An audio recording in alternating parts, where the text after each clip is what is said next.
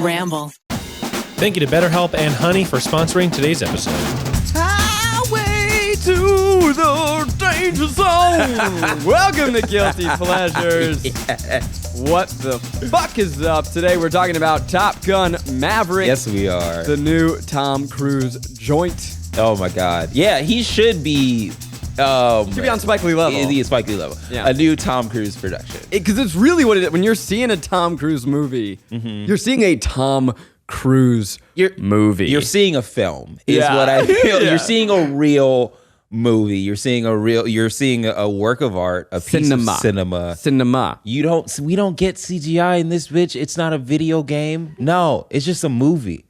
It's just a movie. It's just people being filmed on camera doing shit. There is so much fun stuff to talk about in this movie. It is a blast of a movie. Yeah. It's got action. Yeah. It's got airplanes. Yeah, it's got what I believe is the ultimate boomer fantasy. I want to talk about that. But today is a special day because it's a Zach and Rico special. Yeah, it is. It's just us. Just It's the boys. Just the boys are here. We're Just hanging the out. boys. We're hanging in there. We might look over to Miles for some emotional support. He has not seen the movie. He's not. Yeah, he's also from New York for whatever reason. And when we say this one is for the boys, I would also argue this movie is for the boys. It's for the boys. It's for that little idiot running around in fighter jet pajamas, flying his little fighter jet die-cast toy with his looking at his fighter jet poster. You had that? I had all of that. Yeah. I had all of that stuff. So there's so much I want to say and explain, but I saw this movie with a theater of full-grown men who were brought to tears by this movie. The amount of... I watched a 60-year-old man who was there alone, sitting next to me. I was also alone. And by the end, he was sniffling and wiping away tears of pride. Yeah. Did he look over and say, "Don't you dare tell my fucking wife about this"?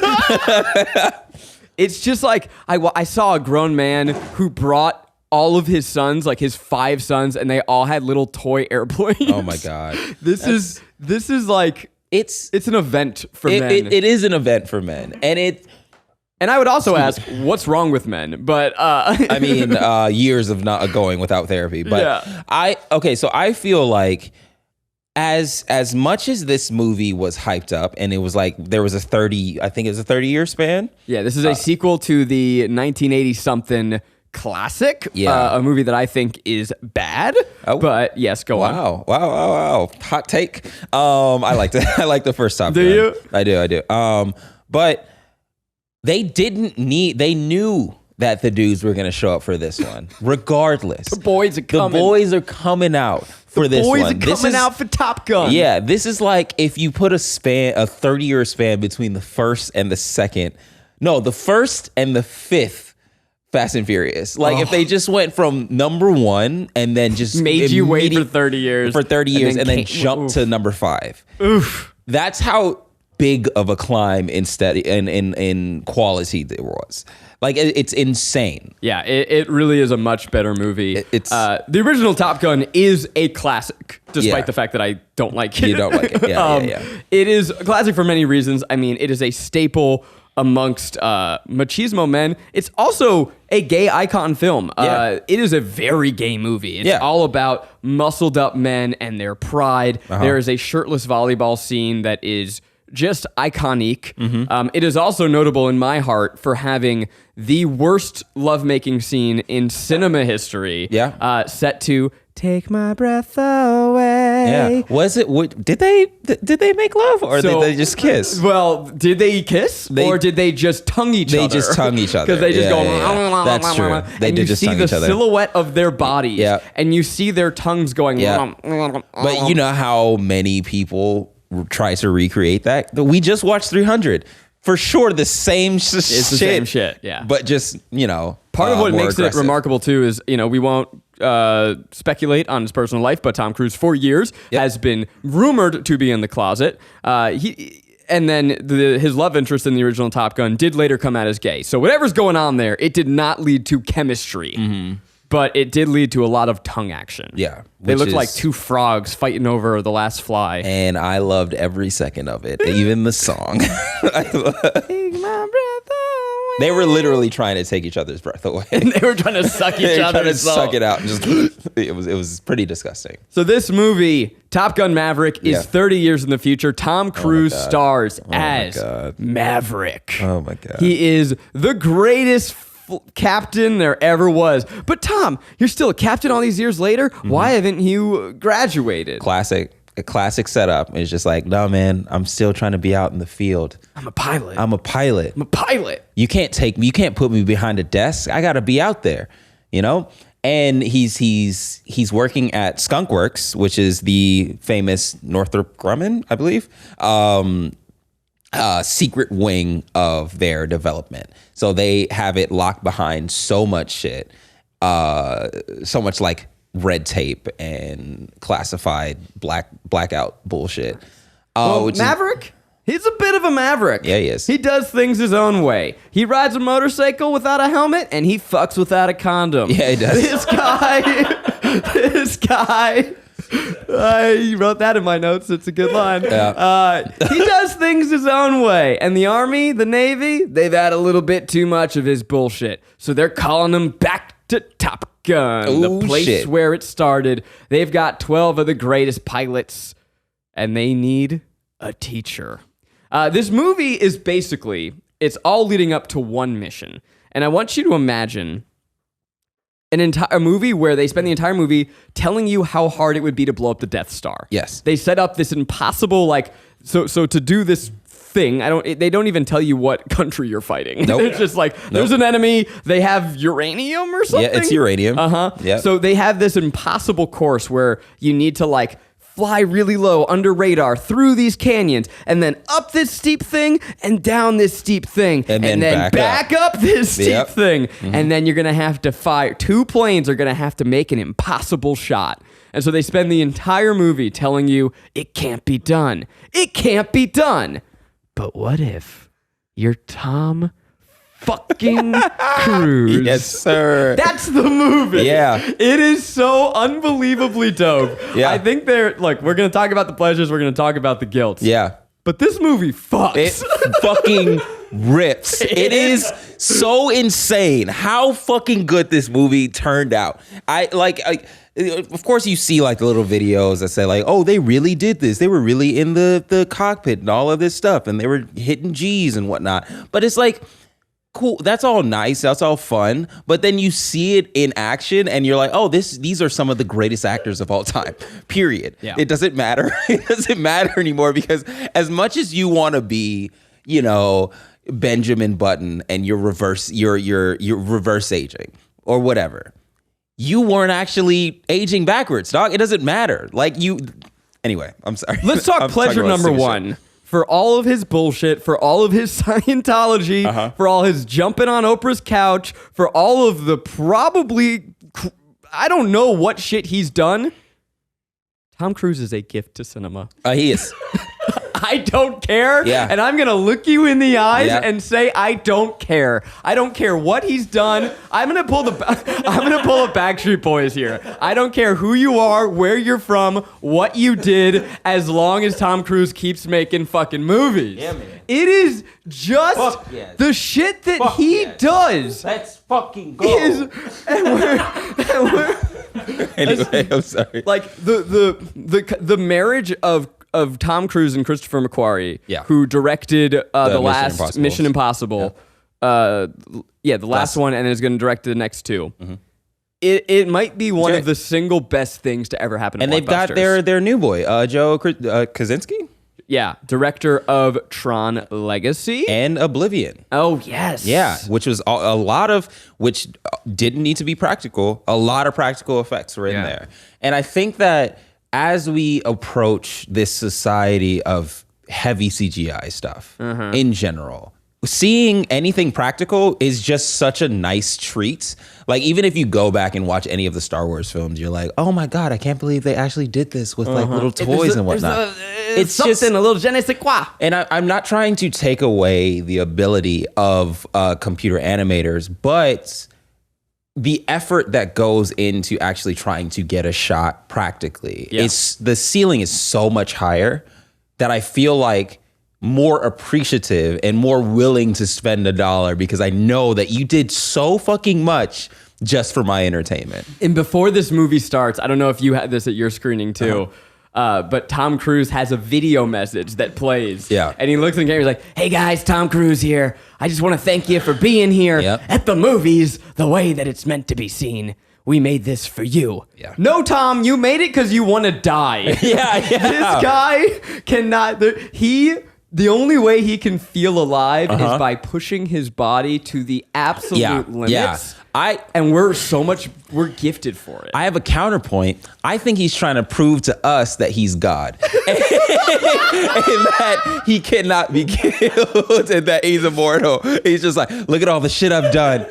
Who the fuck are you gonna tell me? How are you gonna tell me? Look me in the eyes and tell me I'm short. Look me in the tell me eye. I'm short. Yeah. I'm gonna jump on this fucking couch. I don't care how many apple boxes you brought. I am a god.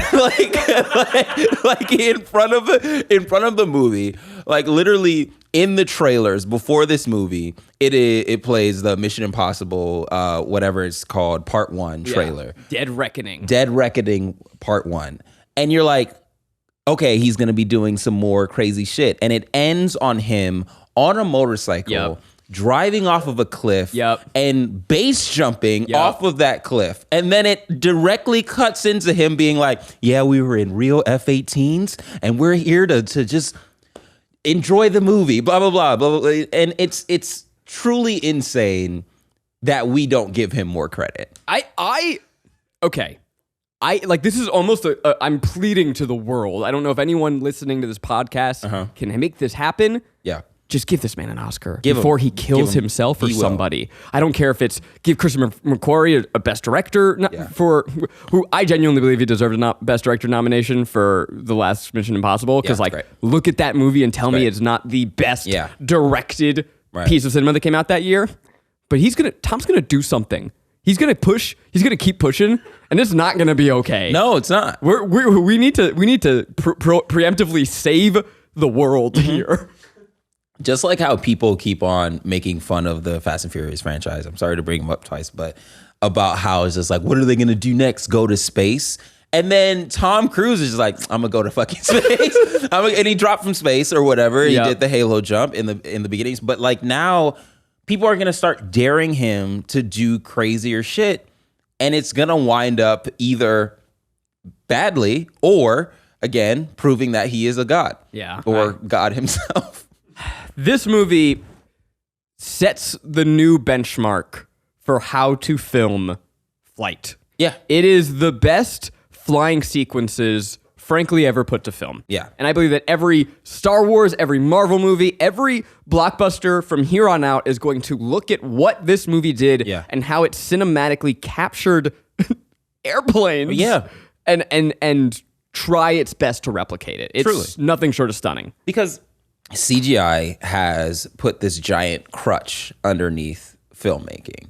You don't need to do a lot of things. You don't need to problem solve. Like even thinking about how they filmed the cockpit sequences in the first place, where they're just like, well, we don't really have a camera for this, but there is a camera that with a detachable lens, and you can like kind of put it in the compact spaces. This is something they built for this? It's not something they built, but it's just I don't think they've regularly used it for this, but it's just a function that it has. I haven't seen behind the scenes, but you have cameras mounted to airplanes, real airplanes pulling real G's, and you can see it on the actors' faces. You can see the terrain changing as they fly. I mean, that's just shit that you can't, you feel it. Yeah, you can't fake. Yeah. It really did.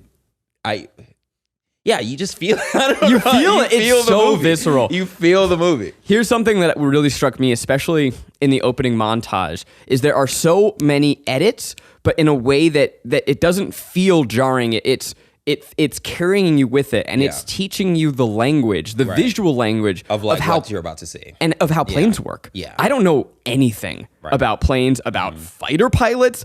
They're saying F-18, F-20. I don't know what that means. I am as dumbfounded by it as you. But the movie teaches you through impeccable visual language exactly what each little, like, okay, this clip comes up and it's going to catch this wire, and that's how they slow it down, and here's how they here's what this knob does. And it's just, it's really something special.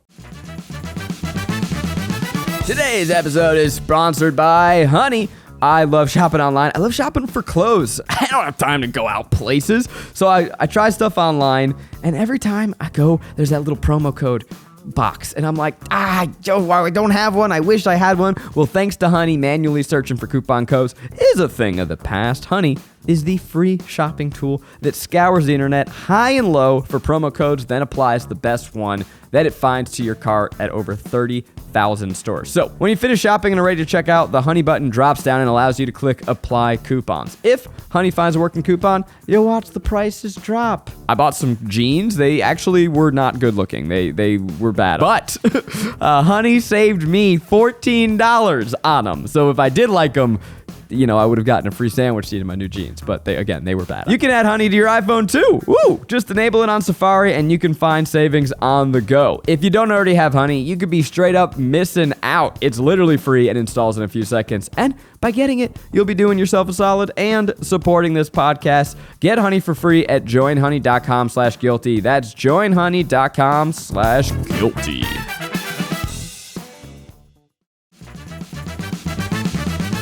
Now, a word from our sponsor, BetterHelp. Burnout is something that can come for any of us, often when you least expect it, even if you love your job, which I do. I got burned out. For me, it meant working too much, not taking enough time for myself, and really not having a work-life balance. I stopped seeing the reward. BetterHelp Online Therapy wants to remind you to prioritize yourself. Talking with someone can help you figure out what is causing stress in your life. I use BetterHelp every week, and I love it because my schedule is chaotic. Using traditional therapy, it was too rigid for me. I didn't have time to go into an office. But with BetterHelp, I can work therapy around my life. But also, if something's on my mind, I can send a text message, and I will get a feedback from my counselor very quickly. BetterHelp is customized online therapy that offers video, phone, and even live chat sessions with your therapist, so you don't have to see anyone on camera if you don't want to. It is much more affordable than in-person therapy, and you can get matched with a therapist in under 48 hours. Our listeners get 10% off their first month at betterhelp.com/guiltypleasures. That's better, HELP.com/guiltypleasures. Yeah. I as you were explaining it, I was like getting lost in like the whole opening montage of the movie of just him flying the, what is it? Like it wasn't the Blackbird. It was the, you could say anything and I'd be like, yeah, sounds right. It was the Black something, but it was so fucking sick. And it's just him trying to reach Mach 10. And you're just like, oh, so that means that the lever, him pushing the lever for it means, oh, he's going faster. And like him pulling up means that, oh, he's making turns and all of that stuff. And it just ends, in my opinion, with one of the funnier jokes in the movie where... Well, let's explain this scene real quick. So he's doing an experimental airplane test, flight test. And today is the day where they're supposed to try and test Mach 9. Right. And they're like, well, they're going to shut it down because they want Mach 10. So Tom is like, they want Mach 10? I'll give him Mach 10. Yeah. And so he gets up in the sky. And this is the scene, like, the opening scene, we're going to show the character's flaw, right? And Tom's flaw, he's just too badass. You can't just keep calling him Tom. You got to call him Pete, man. I mean, debatable. Mm-hmm. Maverick, he's just too good. Maverick so Hero. He fucking hits Mach 10, which is that the sound barrier? Oh, no. The sound barrier is like 2, I think. Oh, Jesus. Yeah. So he like breaks some record. Make sure. He breaks some record, and like before he has his best buddy who's like, I don't like the look on your face. And he goes, it's the only look I got. It's the only look I got. And so he goes at Mach 10, but he is not happy. He goes Mach 10.1, Mach 10.2, Mach 10. The plane breaks apart. Yeah. And then he they lose signal. He falls. Apparently he makes it down to the earth. He flies down in like some random town in Nevada or some shit like that. He finds a diner.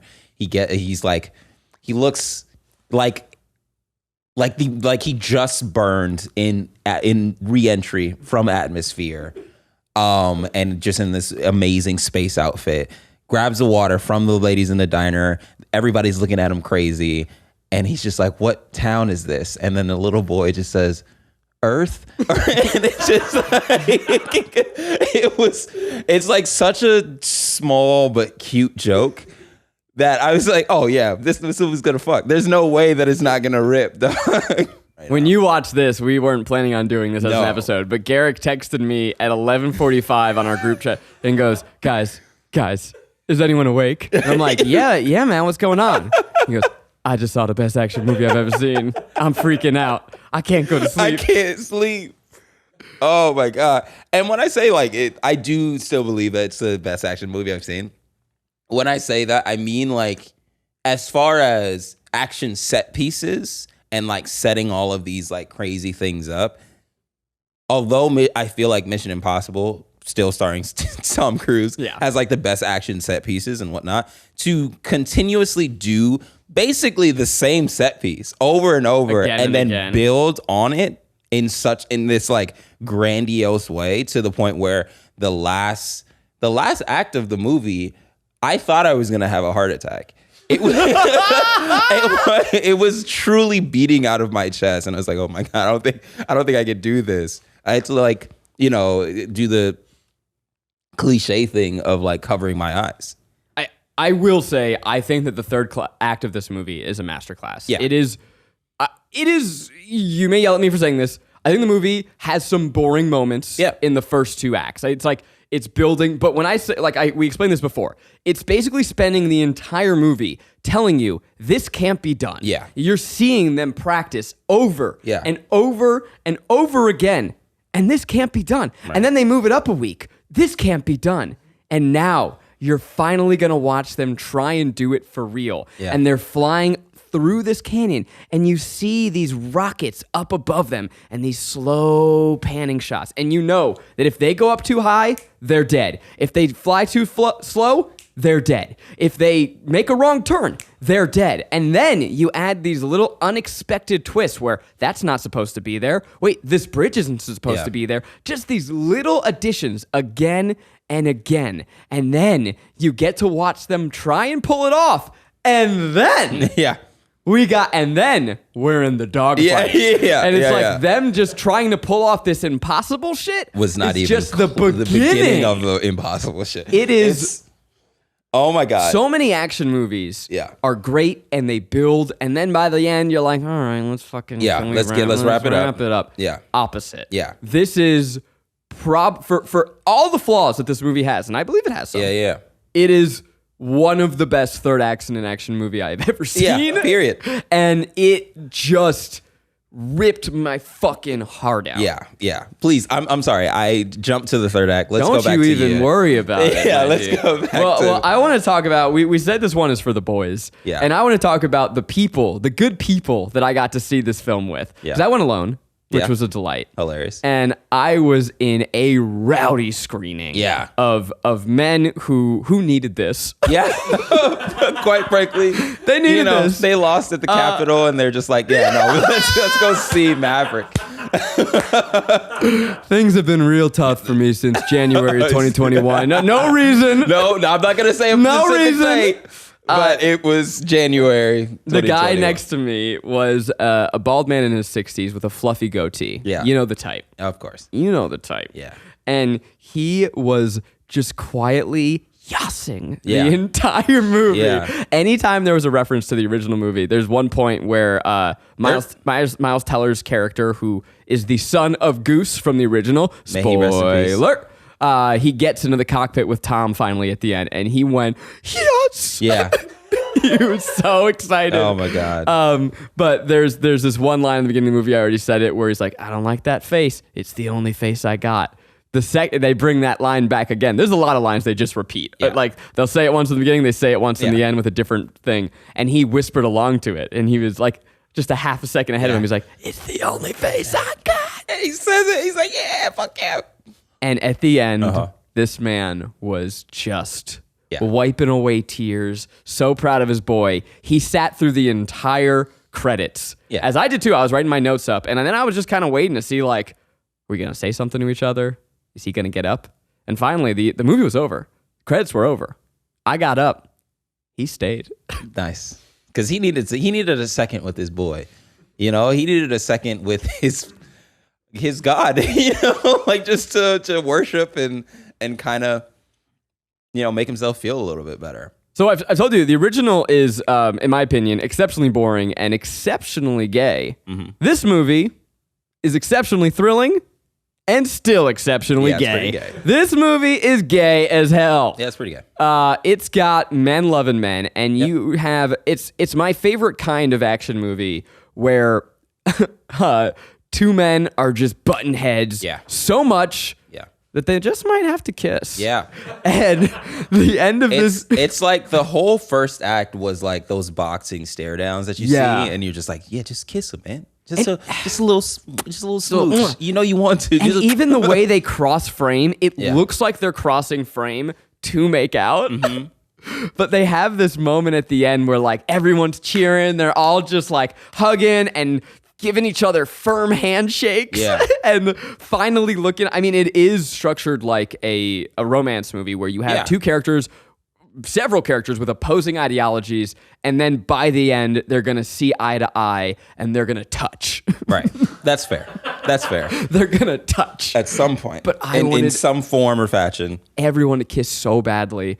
There is this moment where Miles Teller and Tom Cruise, like, finally, like, They've been building up this tension bubbling over the entire movie. And finally they're together and he saved his life and then he saves his life back. And then what are you doing here? And they shove each other. Oh, you're talking about those two. Yeah. Well, I'm talking about everybody. Oh, okay. And they go there and then they go, what are you doing? What were you thinking? And he goes, you told me not to think. And then he's like, and then they're just standing there going, yeah.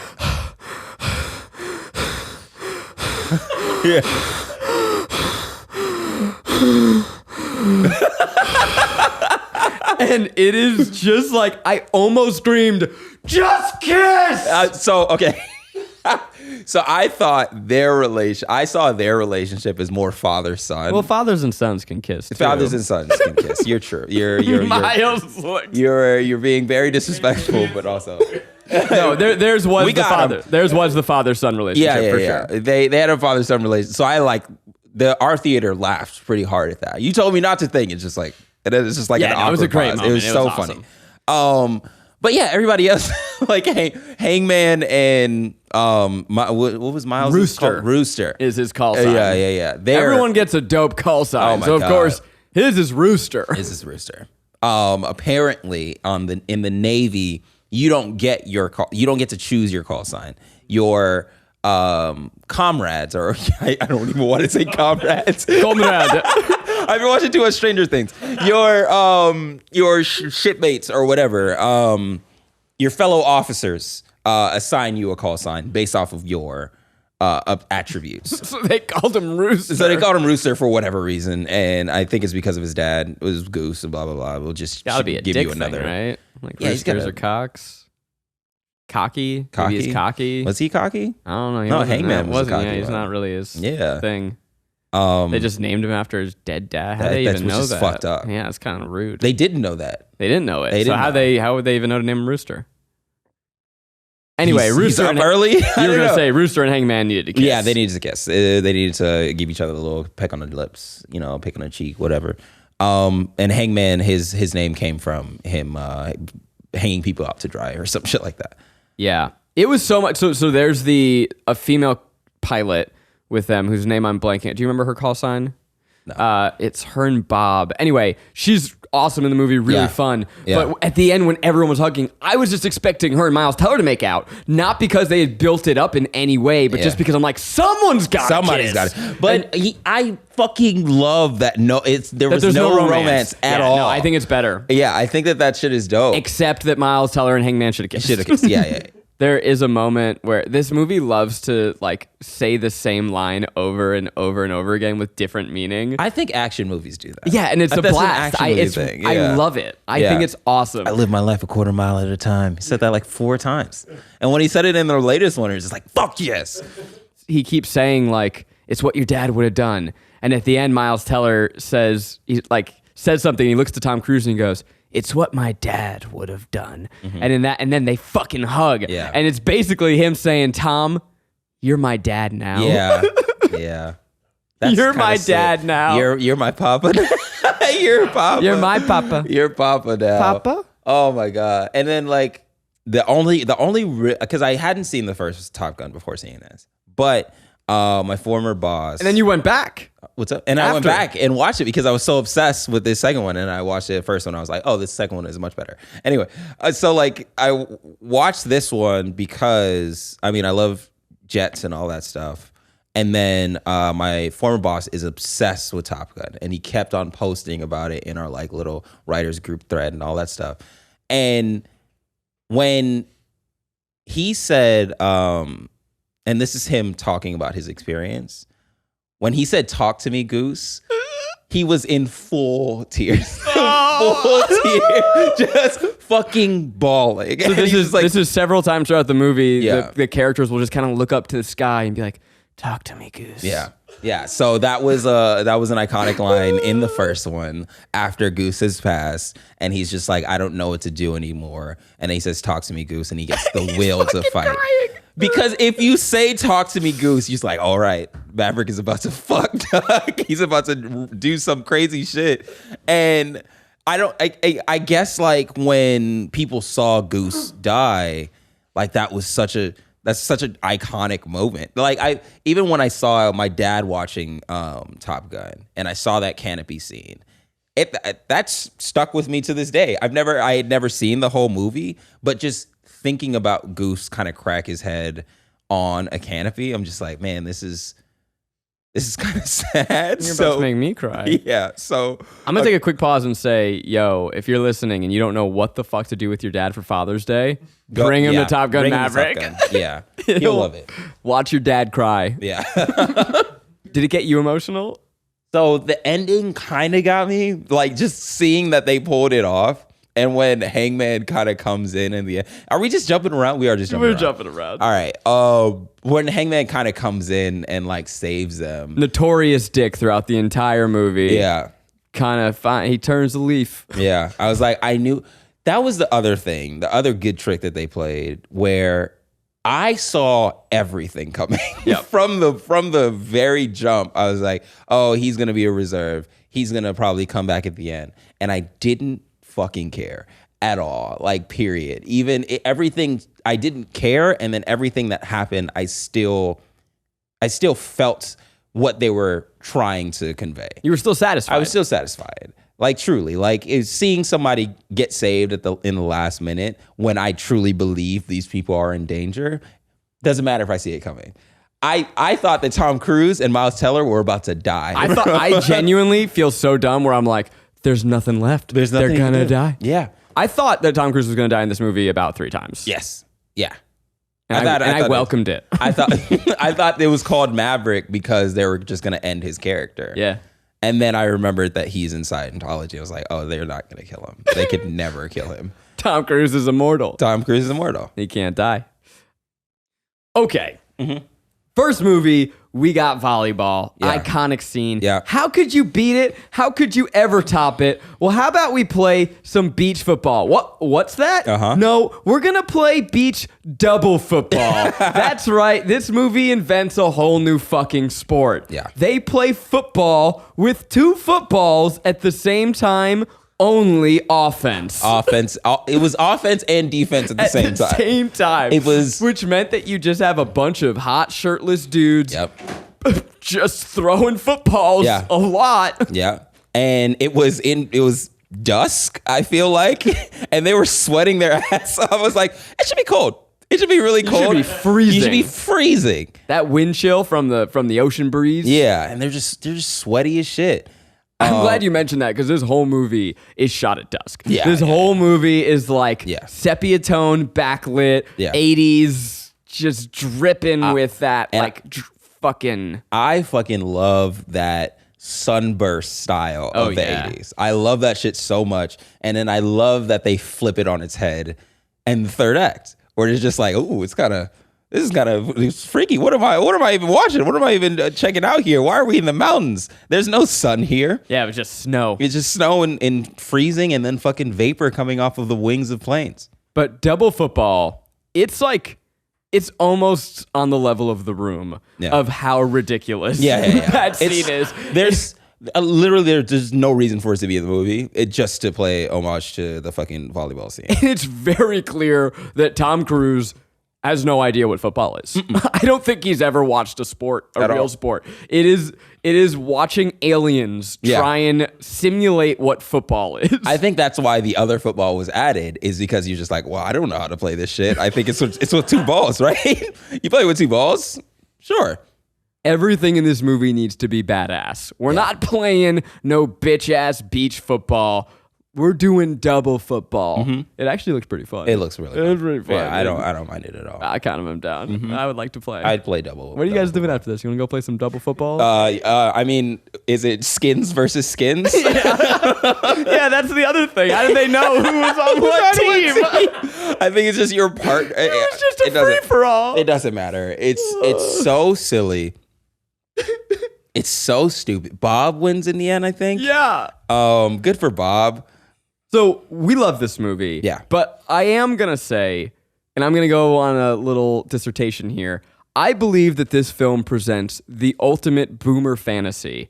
And I believe that it is like a relic and also shows what is ultimately a very damaging and false ideology that is a cancer within our nation. So I'm going to pull that out of this film. Okay. What is it? Thank you, Miles. So this movie demonstrates kind of what I think is like the ultimate Republican ideology. It is their hero story. It's like how they see themselves, okay? Yeah. So you have personal exceptionalism, right? Tom Cruise's character is just the best that there is, right? Yeah. It's all about the person over systems. You have pining for the past, right? This movie is imbued with just this feeling that things used to be better. And if only we could just learn from those who know with experience, right? Yeah. Dare I say, make Top Gun great again? God. We've got a preference for archaic technology where he likes the old planes, paired with a fear of new technology overtaking and the inherent belief that old is better. For really no reason relevant to the plot, the beginning of the movie says, Maverick, you're a dinosaur. We've got new autonomous planes coming in. Soon, we're not going to need you at all. Yeah. It's basically telling all of the boomers across the country that we don't need your skills. Yeah. We got the robots coming. Yeah. And we don't need you whatsoever. We're going to take your gerbs. I do love a good robot and a good gerb. I love a good robot. Then, this movie also presents an absolute love of the government while also simultaneously believing that certain people should be above it. So, what I see really inherent in Republican ideology is like this absolute adoration of the government, right? Yeah. But also the systems that have been in place. Yeah. The systems, but also they don't like big government. Why don't they like big government? Because they don't want government to apply to them. Yeah. Tom Cruise is above the system in this movie. Now, he doesn't tell us how he voted, but I can guess. Oh, God. He votes independent. He votes independent. But like he's one of those guys who's like, I don't know, I never got much into politics. And it's like, fuck you, Tom. You know who you vote for. Or Pete, Maverick. Yeah. And then at the center of this movie, you have what is ultimately the most hollow ideology, which is that the enemy is not well articulated and ultimately doesn't fucking matter. Yeah. Okay? This is the ultimate white male fantasy that of being above the world while also being its protector, of always having an enemy to fight, and the ultimate glory of saving your friend by fighting away this enemy as the only true way to say, I love you. This is the world that conservatives want to live in. They want to live in a world where there's always some nebulous enemy that they can go fight off and save the day. Yeah. That's what I got out of it. Oh my God. I didn't get any of that. I mean, and that could be me not wanting to analyze. I'm so sorry. No, it could be me not wanting to analyze my love of planes and jets, but Pretty good though, it's right? Pretty good. It's pretty on point. It applies. This is what I was writing while the white man next to me was sniffling and crying. Yeah, and like crying. Oh, I would feel bad shitting on this man's entire life in front of him, just in my notes. I'm typing and looking at him, being like, "Yeah, cry, you little bitch." You little bitch. No, I mean, I also loved the movie, but it's like the fact that they can't even name an enemy in this movie. Yeah. Like this mission doesn't fucking matter. It doesn't have a villain. I thought that was really well done, and I thought that was really cool. It's just like the villain is the mission itself. That is the only obstacle that they have. And then also the fucking planes. The planes are trying to kill them every time. And the only way for them to... Anyway. Well, you're talking from a storytelling perspective, but not I agree. Like and that's like really interesting and really fun. From an ideological perspective, you have them risking the lives of 6 of the most talented pilots for something that like probably doesn't even really fucking matter. Yeah. They're not at war. There's no war in this movie. Mm-hmm. There's just an unnamed, right? Like that's fucking crazy. There's an unnamed enemy. We don't know what country it is, and they have uranium, which by the way, so do fucking we. Yeah. Okay, and then they're gonna train and send these pilots into a death mission to bomb a They send 30 rockets and bomb an entire airbase. They kill dozens of people. That's a declaration of war. Yeah.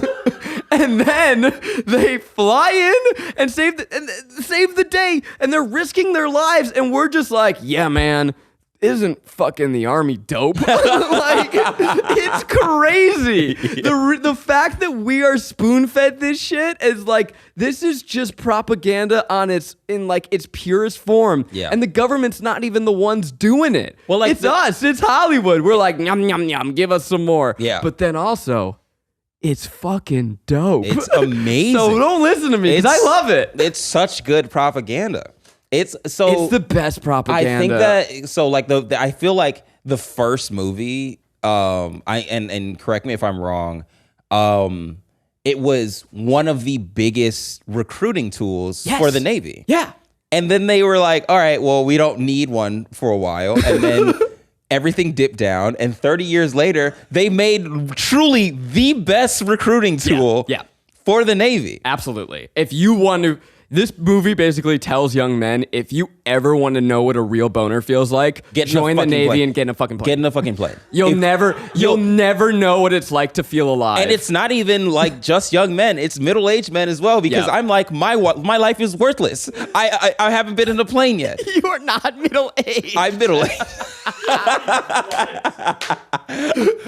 Anyway, like... No, but then it also is like, the enemy doesn't even fucking matter anymore. We're not even pretending. Yeah. And I think part of that is because like in a modern world, they need to sell this movie in every region, and like there isn't one clear enemy anymore, like the way that used to just be like, it's Russia, Cold War, great. So they can't do it for money reasons. They said it was like a rogue outfit of maybe they said, I know they said it's like they like broke like NATO whatever, NATO laws, but they don't even we don't even know what country we're in, man. No. It's snowy, Russia. So it's like it's Russia. It's Russia. Yeah. But like they can't name it because of capitalism, because they need to be able to sell this movie in every territory. Yeah. But then the movie's also like, well, it doesn't even matter because fucking everybody's banned. Everybody's banned in Russia. Right. They should have just said it right. Yeah, it was just. But that, I think it kind of says something remarkable about where we are today. That you can have an entire movie about bombing an enemy, and we're not going to tell you what country it is. We're not at war. No. And we're like, yeah, that checks out. I'm good. I'm on board. That's cool. Yeah. I've been thinking about this in connection with how we portray police on screen as well. Oh, I will truly never watch another police movie. Yeah, and it's just such a fucking fantasy that is so disconnected from the reality of that job that then poisons all of our minds into thinking like, well, the police are here. They do. That's what they do. That's what they help. Not what they fucking do. They don't. They've never stopped a crime ever once. They just respond to them. They just respond, write their report, make themselves look good, keep themselves safe. Yeah. bitch ass fucking cops. Every now and then I'll get a DM and being like, hey, I really like your content, but it makes me sad when you say mean stuff about the police. And I'm like, well, fair point. It makes me really sad when police fucking suck. When they do their fucking jobs, like I hate them. Anyway, I was gonna say when they do their jobs bad, but no, it's just when they do their jobs. When they do their jobs, people wind up dead, whether they want to or not. So, okay, done with my really sobering political rant. Yeah. Let's just... this movie's still fucking awesome. It's amazing. And that's kind of crazy, right? Is that it can give you the biggest... Like, there's so much that you don't want to enjoy. Mm-hmm. You don't want to enjoy a film that is outright propaganda. You don't want to enjoy Miles Teller. He's charming as fuck. Yeah. That anti-vax bitch sure can act. Yeah. He's out there taking, like, clay pills with Shailene Woodley and Aaron Rodgers. Yeah. And I'm going to tell you what, he's great in this movie. Yeah. I loved him. Ever since Whiplash, I every time anybody brings up Miles Teller, it's like, oh, I like him. And then they'll present evidence, and I'm like, yeah, but Whiplash, Whiplash is so fucking this good. one, when I saw him on screen, I'm still like, yeah, there goes my boy. Like, secretly, it's like, yeah, that's my guy right there. I think that we've gotten to the point where we all are now allowed to have a problematic fave. Yeah. Because there's everyone is terrible. Yeah. And so he's our problematic. Yeah, I love the Packers, and Aaron Rodgers, he's very anti-vax. He showed his fucking stupid toe just to be weird, but I'm like, man, he can really throw a spiral. That man can throw a football. He can throw a fucking football. Yeah, love him where you can and hate him where you can't. Yeah, I guess so. What else do we have? That's really it. I love that he rode a motorcycle without a helmet the entire movie. Of course, because why would you not want the wind through your hair? That's the safest way to go, right? This movie does bleed 80s. It has, an 80s soundtrack the entire time. You open with Danger Zone, which is, of course, iconic. Yeah. But I didn't. The original Top Gun song was in it, which is very cool. And then also, okay, so there's a bit of a large plot hole. Ooh. Where he's just like, all right, we got to be low and slow and all that stuff, and we got to go through this canyon. There are planes that can go undetected and do a bombing run, and it would have been fine. The military has them. We have like F-22 Raptors. Those are like stealth fighters.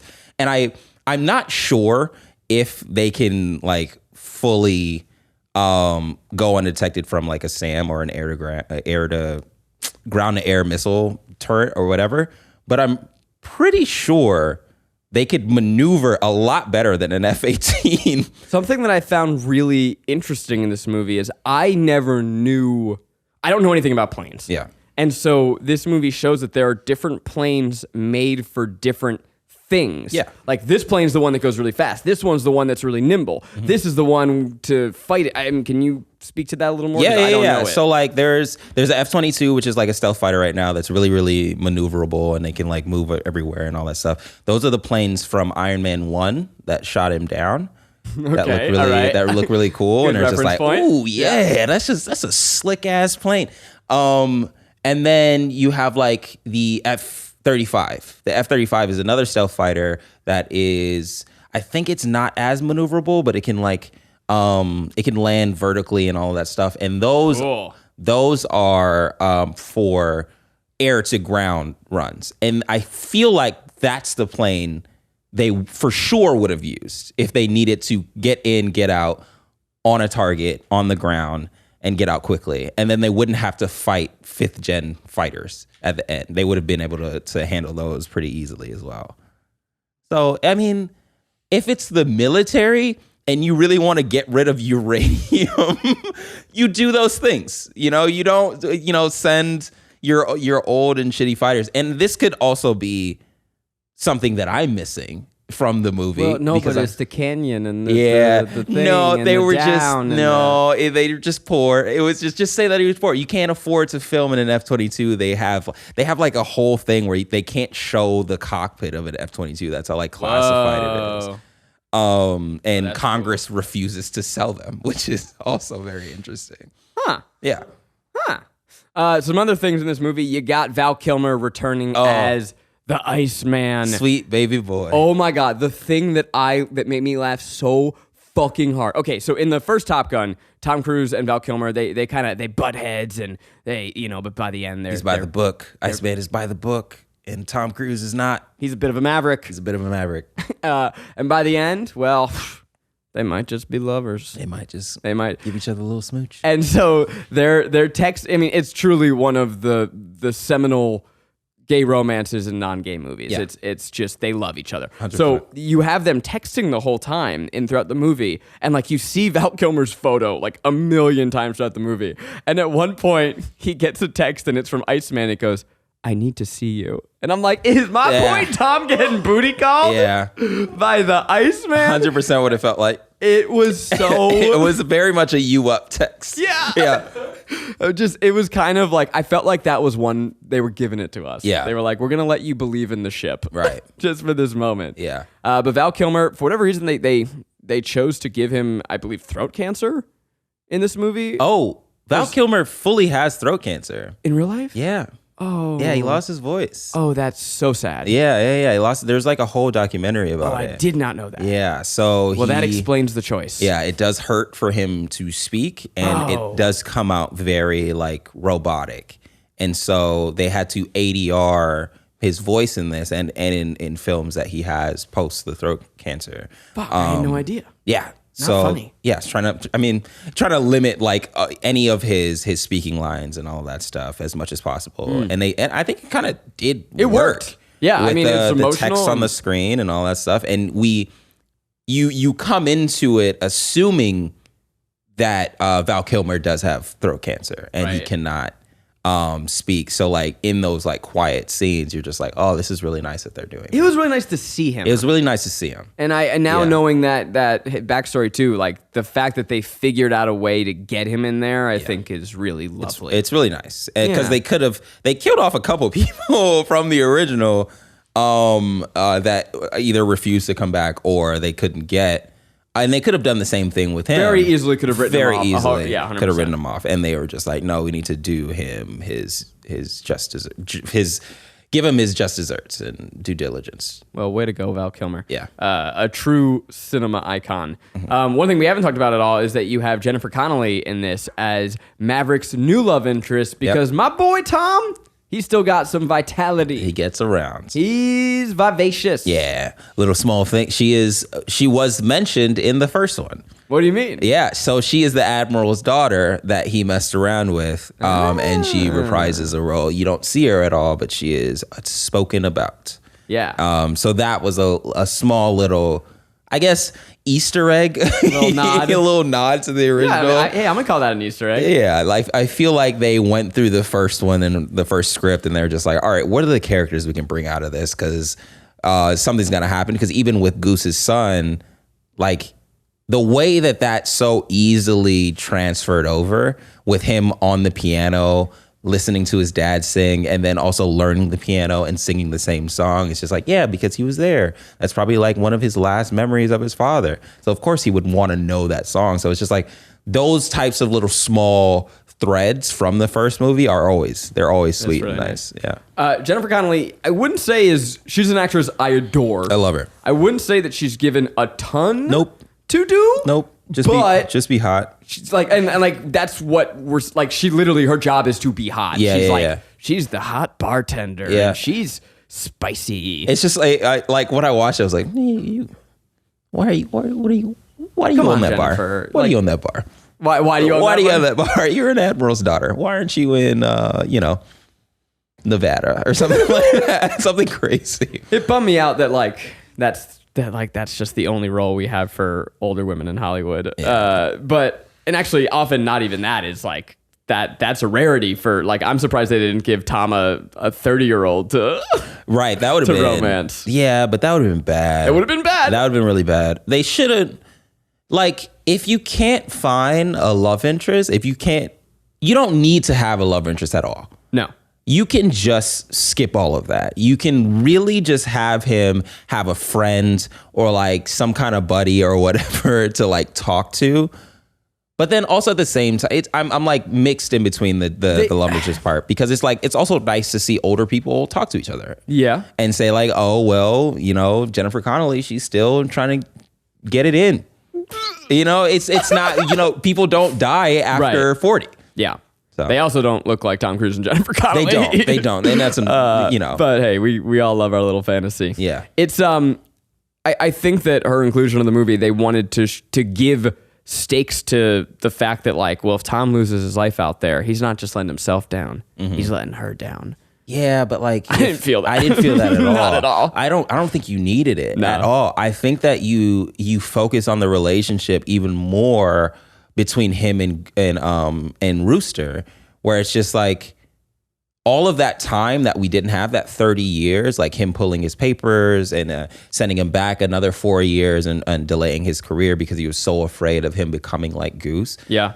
They should have focused on that. Yeah, if you give Miles Teller a family and like a young daughter, now, oh my God, my heart is screaming and hope and praying, because I feared for this kid's life the entire time. Because they didn't even give me anything, like any stakes. If Rooster dies, it's just, oh no. Yeah. But that could have added a real another level. That would have been really bad. And then it's just like, it's the guilt in which he has from the first one about being responsible for your weapons guy. I feel like I should have to call them being the pilot for them. It's just like, your decisions affect the both of us directly. And if you layer that guilt onto him and Rooster's relationship of almost like pretty much blaming yourself for his father's death, doing all of these things to stop him, and then also seeing him now and trying to rekindle that relationship, but like also be a father and like focus on that and like have that. There was never a scene where he's just like, you're not my fucking dad. Yeah. Can you stop? Yeah. And all that stuff. So like that aspect of it could have added a lot more than forcing in a love interest. Yeah. Let's hit you with some fun facts. So the first fun fact is that Tom Cruise is trying to kill himself to prove that he's God. Yes, he is. So we've talked about this a lot, but at the insistence of Tommy C, there's minimal green screen and CGI aerial shots in the film. Even the close-ups of the cockpits are taken during real in-flight sequences. So when you see the actors in this movie, they are actually flying. That means that to train for this movie, they had to do extensive G-force training sessions to withstand the physical demands of G-force pressures during flight. G-force, they describe it during the movie, but it feels like your stomach is being ripped up, your skull is being pushed to the back of your head. It's like going on a roller coaster, but ramping it up. Yeah. So like G-forces are, and I'm gonna mansplain this for you to me because I don't know. Yeah, G-forces, and mansplain it to the audience because Maverick, in the spirit of Maverick and Republicans everywhere. So it is the Earth's gravity multiplied. So 1G is 1 Earth's gravity, 2Gs is 2 times, 3 times, so on and so forth. So they do a 10G turn. So your body is now 10 times the weight. So you're feeling... I maybe knew that's what the G stood for once in my life, but I had forgotten that. Yeah. So it's like, so when one of the other pilots passes out, the thing that happens is literally the blood from his brain is draining to the bottom of his body, causing a blackout and causing his body to like kind of shut down because he's like, oh, I can't think anymore, and I'm just gonna So it's like gnarly. It's intense. Wow. And F1 drivers do that for 2 hours. Yep. Every race. So Tom Cruise personally designed a 3-month aviation training course for all the new actors to become ready to handle riding in an F-18. Tom Cruise personally made that course. Which is sick. He's crazy. He's intense. A bunch of actors threw up every day while filming in the jets. How fun. Love it. Kelly McGinnis, who played Maverick's love interest in the first Top Gun, was not asked to return. I mean, she has left Hollywood a long time ago, but she explains, I just loved this quote, "I'm old and I'm fat and I look age appropriate for what my age is, and that is not what the whole scene is about." So there is someone who calls it like it is. That, as you should, but like, dog, I would have loved again seeing that. Like, I would have loved to see her. It was just a realistic take on what older love is. Like, just people get old and fat. Like, that's just not Tom Cruise. Not Tom Cruise. Not Tom Cruise. Tom Cruise has been shredded his entire life. And he always will be.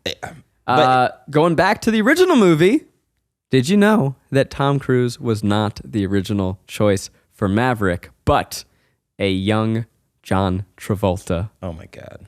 Which, one of the biggest stars could you... Yeah, another... I guess they were just going around from all the Scientologists. They went to the L. Ron Hubbard Center and be like, who do you got? Who do you need? Who would be a good flight boy?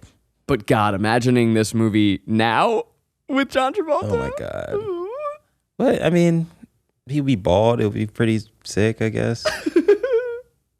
And Miles Teller was cast in the role of Goose's son. He beat out Nicholas Hoult and Glenn Powell, who went on to also be Hangman in this movie. Mm-hmm. The three of them were flown to Tom Cruise's home for chemistry tests. Oh, wow. Sounds like a pretty badass time. Yeah, that's pretty cool. Now we have to decide, is this movie a pleasure, a guilty pleasure, or just plain guilty?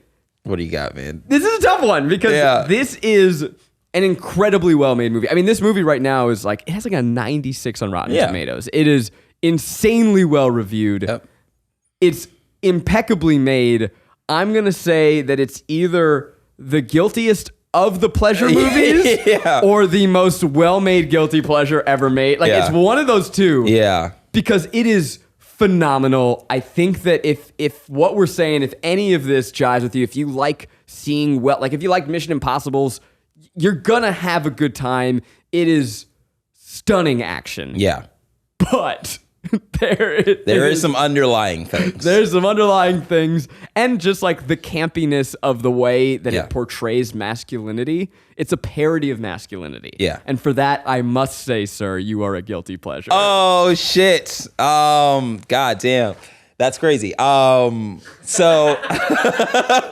I just fully think it's a pleasure. Yeah. I fully just believe it's a pleasure. I think that although there are some underlying things, it's so good that it doesn't matter. It's so good that it doesn't matter. Yeah, I can fuck with that. The intent of it, I feel was just to make this awesome movie, but there's this underlying bias that they had when making the movie that just kind of comes up when you're writing. Yeah. And it's just oh, well, you're convincing me. Yeah. It's just Tom Cruise don't give a fuck about none of this. I don't he think doesn't he care. cares. He just wants to make his dope vroom vroom go fast. He just wants to feel alive. Truly, I feel like he watched he remembered what it was like to film the first one. He was like, man, we were in the cockpit.